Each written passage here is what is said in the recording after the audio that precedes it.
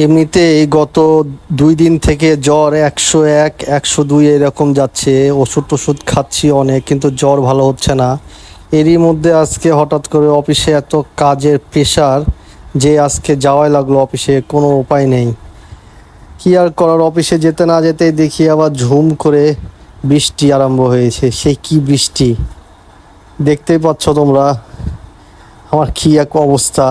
এখন ভাবছি কোথায় নামবো আর কোথায় গিয়ে কি কাজ করব, কিন্তু কি আর করার, কাজ তো করতেই হবে। বৃষ্টির মধ্যে অনেকক্ষণই গাড়িতে করে এইদিক সেদিক গেলাম, কিছু কাজও করে নিলাম। আর ভাবছিলাম তারপরে কি করা যায়।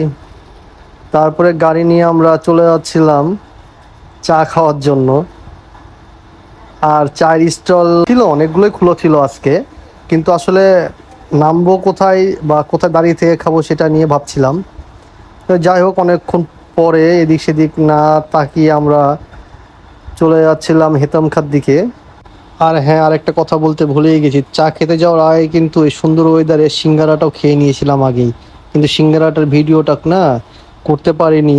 চাও যখন খাচ্ছিলাম তখন কিন্তু চায়ের ভিডিওটাও করতে পারিনি। আজকের মতন এখানেই, ভালো থাকো সবাই, দোয়া করো আমার জন্য, আমি যেন তাড়াতাড়ি সুস্থ হয়ে যাই। আল্লাহ হাফেজ।